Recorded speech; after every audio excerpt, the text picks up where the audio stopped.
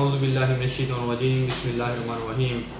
आज जिस टॉपिक पे हम डिस्कस करने लगे हैं ये एक अल्टरनेटिव पेमेंट सिस्टम जो स्टेट बैंक ऑफ पाकिस्तान ने अनाउंस किया है, रास्त। इसके ऊपर हम डिस्कस करेंगे कि रास्त बेसिकली है क्या और रास्त में क्या क्या फ़ीचर दिए गए हैं, रास्त के थ्रू आप क्या क्या ट्रांजैक्शन कर सकते हैं, या हम ये चेक करेंगे कि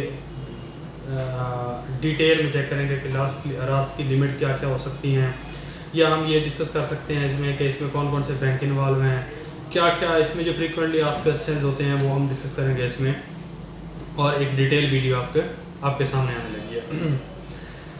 रास्त बेसिकली एक स्टेट बैंक ऑफ पाकिस्तान का एक सिस्टम है जो पाकिस्तान इंस्टेंट पेमेंट सिस्टम इसको बोलते हैं बेसिकली, जो जिस चीज़ का एब्रीवेटेड है पाकिस्तान इंस्टेंट पेमेंट सिस्टम।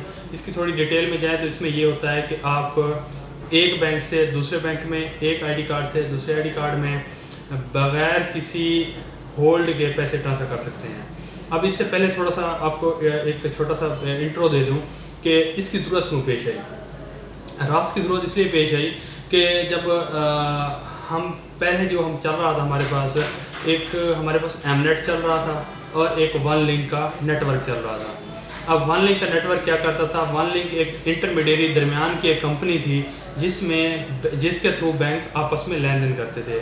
जो इंटरनेट बैंकिंग या मोबाइल ऐप या आपका एटीएम कार्ड है, एटीएम मशीन है, इसमें सारा जो सिस्टम बैक एंड पे चल रहा होता था वो वन लिंक का चल रहा होता था। जो आपका कार्ड है उसके ऊपर भी लिखा होता है वन लिंक या मास्टर कार्ड या एमनेट लिखा होता है।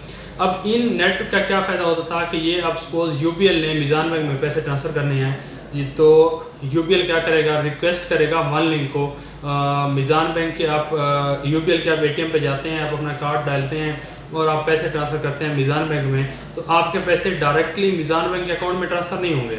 वो पैसे पहले आपके वन लिंक के नेटवर्क में जाएंगे, वन लिंक के दरमियान की कंपनी है उस कंपनी के अकाउंट में पैसे जाएंगे। जब वहाँ पे पैसे जाएंगे तो फिर वन लिंक जो है उसको पहले सेव करेगा, अपने पास आपकी डिटेल मैच करेगा, उसके बाद अगले बंदे की डिटेल सर्च करेगा, उसकी डिटेल सर्च करने के बाद फिर उसको फॉरवर्ड करेगा। इस ड्यूरेशन में जो ये था कि ये 1 घंटा भी लगता था, 2 भी लगते थे। बाज़ औक़ात ये होता था कि पेमेंट फंस जाती थी और पता भी नहीं चलता था, ना आगे वाले अकाउंट में गए हैं ना पीछे वाले अकाउंट। जो यूबीएल का अकाउंट है वहाँ से भी पैसे कट चुके हैं, मीज़ान के अकाउंट में भी पैसे नहीं है और पैसे कहाँ गए हैं इसका कोई पता नहीं है। अब फिर उसके बाद कंप्लेंट जाती थी रास्त के जो वन लिंक कंपनी के पास। वन लिंक कंपनी क्या करती थी, उसको सॉर्ट आउट करती थी, उसके बाद या तो पैसे रिवर्स कर देती थी या पैसे मीज़ान बैंक के नेटवर्क में उसके अकाउंट में पैसे डाल देती थी। और ये एक थर्ड पार्टी कंपनी थी जो पेमेंट मैकेनिज़्म को मैनेज कर रही थी पाकिस्तान में। जो हमारे स्टेट बैंक के गवर्नर हैं रज़ा बाकर साहब, इन्होंने एक इनिशिएटिव लिया है कि ऐसा सिस्टम बनाया जाए स्टेट बैंक के अम्ब्रेला के अंदर जिसमें यह दिखाया जाए कि जो पेमेंट वहाँ से हम वन लिंक को दे रहे हैं उसकी बजाय हमारा एक अपना मैकेनिज़्म हो जो हम पेमेंट यहाँ पे डायरेक्टली एक बैंक से दूसरे बैंक में ट्रांसफ़र कर सकें वाया रास्त या via state bank of Pakistan. तो इसको मैकेनिज़्म को डिफ़ाइन करने के लिए ये इसकी बैकग्राउंड ये ज़रूरत थी कि सेव एंड फॉरवर्ड ना हो, डायरेक्ट इंस्टेंट उसके अकाउंट में पैसे। ये ऐसे यहाँ पे आप इजी लोड करते हैं, यहाँ से आपके पैसे कटे, उधर इजी लोड में क्रेडिट हो गए, आपके दूसरे अकाउंट में क्रेडिट होगा। तो ये भी एक इंस्टेंट मैसेज है। जैसे आपको इंस्टेंट मैसेज को समझा दूँ कि आप यहाँ से अपना मैसेज टाइप करते हैं, वहाँ से अगला बंदा व्हाट्सएप पे देख रहा होता है, वो भी इंस्टेंट मैसेज होता है। तो इसी तरह ये पैसे ट्रांसफ़र भी इंस्टेंट करने के लिए एक अल्टरनेटिव पेमेंट सिस्टम दिया गया है।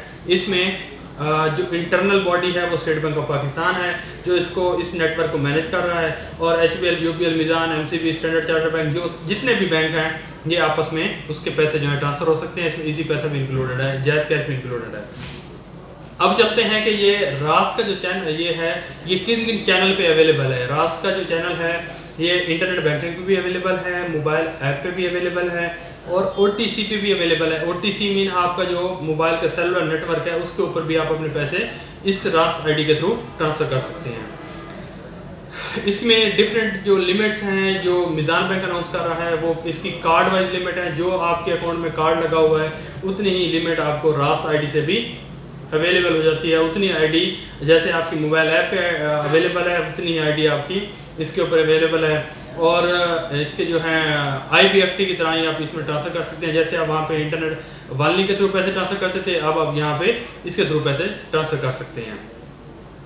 अच्छा, अब इसमें ये आ जाता है कि इसके रजिस्ट्रेशन जब कर रहे होते हैं तो उसमें बहुत सारे रेजोल्यूशन आते हैं। अच्छा, रजिस्ट्रेशन करने के लिए आपने करना क्या है, मिज़ान बैंक की या किसी भी बैंक की आप ऐप को रजिस्टर करेंगे तो साथ में उसमें एक रास का ऑप्शन आ रहा होगा। रास पे आप क्लिक करेंगे, अपना मोबाइल नंबर देंगे और उस मोबाइल नंबर के थ्रू आपकी रजिस्ट्रेशन हो जाएगी।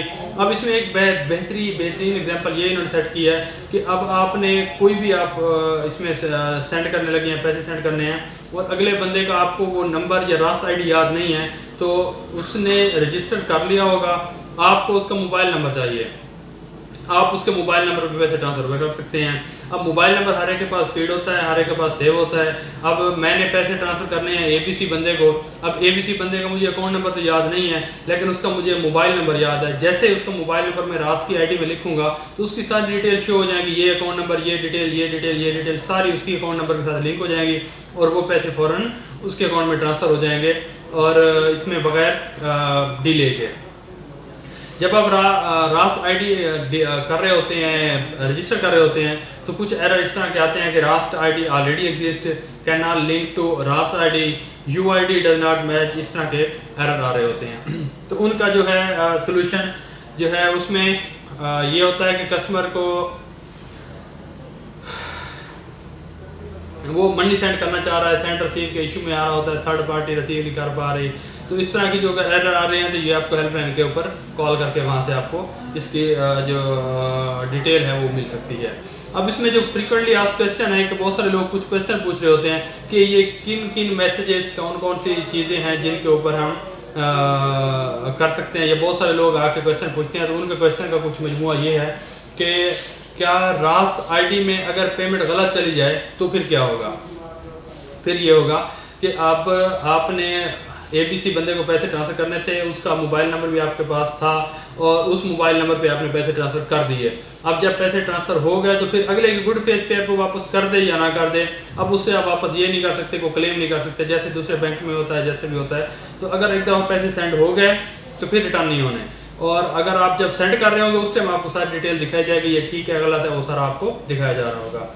अच्छा, उसके बाद आ जाता है कि आसान अकाउंट की लिमिट के ऊपर अगर 5 लाख आसान अकाउंट लिमिट है तो उसमें आप 7 लाख 8 लाख की ट्रांजैक्शन कैसे कर सकते हैं। तो इसमें ये है आपको फ्रंट एंड पे एरर आ जाएगा। अगर सपोज मैं एक बंदे को पैसे ट्रांसफ़र कर रहा हूँ और उसका APL में आसान करंट अकाउंट है और APL में जो उसकी लिमिट है वो तकरीबन 10 लाख रुपए है या 5 लाख रुपए उसकी लिमिट है। अब मैं जब पैसे ट्रांसफ़र करने लगूंगा तो मेरे पैसे 5 लाख से ज़्यादा ट्रांसफ़र होंगे ही नहीं, तो मुझे फ्रंट एंड पे एरर आ जाएगा। वन लिंक में ये होता था कि पहले पैसे यहाँ से ट्रांसफ़र हो जाते थे, फिर वहाँ पे जाते नहीं थे, फिर वहाँ से वापस होकर 10 दिन बंदे के पैसे वन लिंक के पास ही रहते थे और वो यूज़ करते थे। अब इसमें ये है कि अगर आप उसमें 5 लाख से ज़्यादा पैसे ट्रांसफ़र करने की कोशिश करेंगे तो वो आपके पैसे उसमें ट्रांसफ़र नहीं होंगे और आपको फ़ौरन मैसेज मिल जाएगा। उसके बाद आ जाता है कि अगर एक बंदे ने SMS अलर्ट लगवाया ही नहीं है रास्त आईडी के लिए तो उसको रास्त के अलर्ट मिलेंगे, तो जी बिल्कुल उसको स्टेट बैंक ऑफ पाकिस्तान के इंस्ट्रक्शन के मुताबिक उसको अलर्ट मिलेंगे। अच्छा, क्या रास्त की जो है ATM पे भी अवेलेबल है, तो ये ATM पे अवेलेबल नहीं है और ये जस्ट इंटरनेट बैंकिंग और मोबाइल ऐप के ऊपर अवेलेबल है। इसके बाद क्वेश्चन है कि कोई भी बंदा कॉल सेंटर के थ्रू भी जो पेमेंट है वो कर सकता है कि कॉल सेंटर पे कॉल करो कि मेरे इतने पैसे उस अकाउंट में ट्रांसफ़र कर दें, तो ये सर्विस अवेलेबल नहीं है। और उसके बाद क्या है कि FT के लिए भी यूज़ हो सकता है, मीज़ान टू मीज़ान अगर बंदा ट्रांसफ़र करना चाहता है, ये मीज़ान टू अदर बैंक तो बंदा कर सकता है। अब एक बंदा मीज़ान टू मीज़ान ट्रांसफ़र करना चाह रहा है और अगले बंदे का अकाउंट नंबर याद नहीं और मोबाइल नंबर याद है तो उसके थ्रू कर सकता है, तो डेफिनेटली वो इससे पेमेंट कर सकता है, जो भी वो करना चाहे वो कर सकता है। उसके बाद आ जाता है कि कोई रिस्ट्रिक्शन भी है इसके ऊपर, रास्ट के ऊपर तो ऐसी किसी भी अकाउंट के ऊपर कोई रिस्ट्रिक्शन नहीं है, जितने भी लोकल करेंसी अकाउंट यूज़ होते हैं सब के ऊपर रास्ट आप यूज़ कर सकते हैं। इसके बाद आता है कि अगर कोई स्ट्रेटेजिक डिले आ जाए, डिले चेक भी आ सकता है कि उसमें बताया जा रहा हो कितना आपका डिले हो रहा हो, ये ऑप्शन अवेलेबल नहीं है लेकिन ये हो जाएगा। इसके बाद आ जाता है कि इसकी स्टेटमेंट भी में भी पैसे रिफ्लेक्ट हो रहे होंगे, जो रास्त के थ्रू हम पैसे सेंड करेंगे या रिसीव करेंगे तो डेफिनेटली स्टेटमेंट में भी वो शो हो रहे होंगे। और अगर कोई RDA की अकाउंट होल्डर है और क्या वो रास्त के थ्रू पेमेंट कर सकता है, तो ये RDA के लिए, तो उसका जवाब ये है कि RDA के लिए ये फीचर अवेलेबल अभी नहीं है। अच्छा, कौन कौन से बैंक रास्त ID के लिए अवेलेबल हैं, तो तकरीबन इस टाइम 19 बैंक जो हैं पाकिस्तान में अवेलेबल हैं, उनकी लिस्ट में आपको पढ़ के सुना देता हूँ। अलाइड बैंक अवेलेबल है, समिट बैंक है, बैंक अल फलाह है, अस्करी बैंक है, बैंक अल हबीब है, बैंक ऑफ पंजाब है, फैसल बैंक है, फर्स्ट माइक्रो फाइनेंस बैंक है, HBL है, JS है, UBL है, खुशहाली बैंक है, बैंक ऑफ खैबर है, मिज़ान बैंक है, हबीब मेट्रोपॉलिटन है, NRSP है, स्टैंडर्ड चार्टर्ड बैंक है, दुबई इस्लामिक बैंक है, सांबा बैंक है और इजी पैसा है। ये प्लेटफॉर्म जो है अवेलेबल है इस टाइम रास की आईडी के लिए, रास पेमेंट मैकेनिज्म के लिए। तो ये हो गया। अब इसके बाद हम डिस्कस करते हैं इसकी कुछ लिमिट्स क्या होंगी। अगर बंदा एक मिज़ान टू मिज़ान ये अपनी रास आईडी के थ्रू पैसे ट्रांसफ़र करना चाहता है तो उसकी लिमिट क्या होगी या उसको क्या क्या से वो करने पड़ेंगे, मैकेनिज्म करना पड़ेगा पैसे ट्रांसफ़र करने के लिए, कितनी अमाउंट। अगर एक बंदा है जिसके पास मिज़ान का वीज़ा कार्ड है या सिल्वर कार्ड है तो उसकी जो लिमिट है वो 2.5 लाख रुपए है, वो 2.5 लाख की से ट्रांसफ़र कर सकता है। मिज़ान टू मिज़ान जो है वो 10 लाख रुपए ट्रांसफ़र कर सकता है और अपने अकाउंट में अगर ट्रांसफ़र करना चाहता है, किसी और के अकाउंट में ट्रांसफ़र करना चाहेगा तो 5 लाख ट्रांसफ़र कर सकता है। और मिज़ान टू अदर बैंक जो है 2.5 लाख की एक ट्रांजेक्शन कर सकता है। गोल्ड कार्ड, जिनके पास गोल्ड कार्ड है वो 2.5 लाख की ट्रांजैक्शन कर सकते हैं, 3.5 लाख अदर बैंक में कर सकता है और 7 लाख मिज़ान किसी और बैंक अकाउंट में कर सकता है। जिसके पास मास्टर का या वीज़ा का टाइटेनियम कार्ड है वो 5 लाख तक मिज़ान टू अदर बैंक में कर सकते हैं और 10 लाख तक मिज़ान टू मिज़ान थर्ड पार्टी को कर सकता है।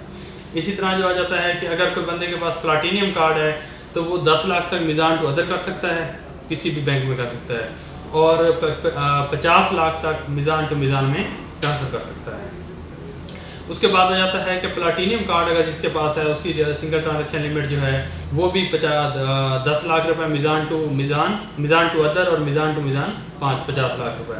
और अगर किसके पास मास्टर कार्ड वर्ल्ड कार्ड है तो वो 30 लाख रुपए मिज़ान टू मिज़ान कर सकता है और 30 लाख रुपए ही मिज़ान टू अदर ब्रांच में कर सकता है।